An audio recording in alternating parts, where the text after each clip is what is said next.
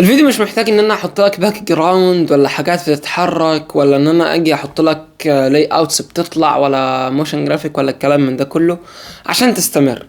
لانك انت اللي مش عاوز تستمر من دلوقتي وتعرف اصلا احنا وصلنا لفين واخواتنا وصلوا لفين، فما تكملش الفيديو. احنا بنحاول نتناسى مش ننسى، نتناسى اللي ما ينفعش اصلا ان احنا ننساه، لانه ببساطة دي تقريبا دم اخواتك اللي بيروح وعرض اخواتنا البنات الموجودين هناك برضو، اللي يوميا بنسمع ان بيتم اغتصابهم علنا وسرا وامام الموجودين، واحنا صم بكم عمي عاملين نفسنا لا سامعين ولا شايفين ولا بنتكلم. انا بقى في الفيديو ما مش جاي اقول لك بقى ايه اهميه المقاطعه ولا ايه اهميه التذكير ولا ايه اهميه الكلام، لان المواضيع دي امور مسلمات مفروغ منها اصلا، ولو انت شاكك في الكلام ده فانت محتاج تراجع نفسك كويس قوي.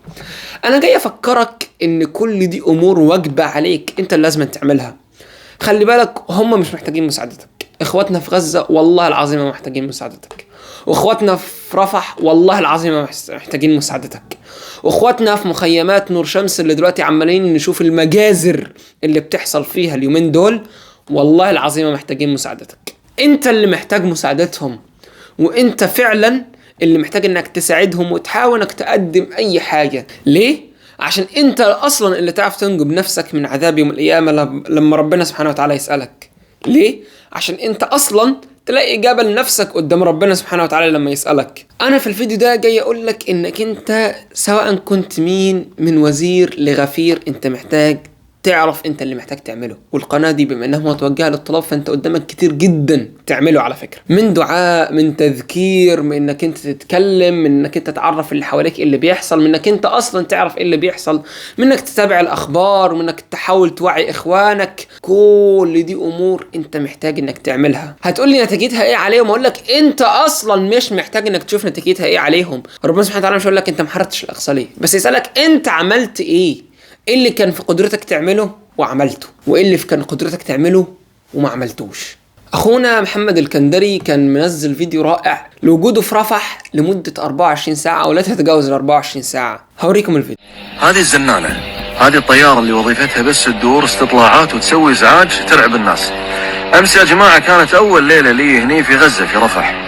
نمنا تقريبا الساعة 11 ونص كان يصير قصف على بعد مئات الامتار من المكان اللي احنا فيه. والله اني فزيت من النوم وصوت الزنانة، وكل ما مرت طيارة فوقنا من الطيارات المقاتلة اتخيل ان صاروخ راح ينزل علينا. الامر والله مرعب. فوالله قاعد افكر اقول يعني اذا احنا ليلة واحدة مرت علينا بهالرعب، هذا الشعب اللي صار له فوق ال6 شهور قاعد يذوق هذا القصف، يعني شلي قاعد يمر فيه، والله شيء ما يدش العقل. أنا موجود حاليا في غزة وفي المستشفى الأوروبي، بوريكم شلون المنظومة الصحية عندهم قاعد تنهار بشكل مو طبيعي. كل الممرات بالمستشفى الناس مفترشة الأرض، ساكنين بالمستشفى، وضع الصرف الصحي تعبان، نقص حاد في الأطباء، نقص حاد في غرف العمليات، جزء كبير من المرضى أصلا مو لاقين علاج، نقص في الأدوية، الناس اللي محتاجة عمليات مو قادرين يسوون لهم عمليات. بأمانة بقى لما تيجي تشوف فيديو بالمنظر ده ايه أول حاجة تتبادر لذهنك؟ نتيجة حاجة زي دي كده هو سكوتنا احنا كدول عربية. انت كشخص لازم تفضل تتكلم وتفضل تشوف انت كشخص تقدر تقدم ايه، عشان انت تعرف تلاقي الاجابة لنفسك، عشان تعرف تنقذ نفسك.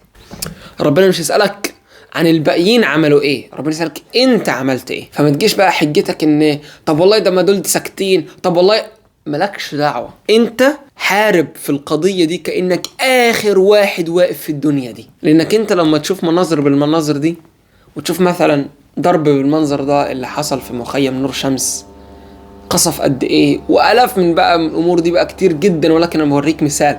ساعتها تعرف انك انت ليه اصلا محتاج تنقذ نفسك.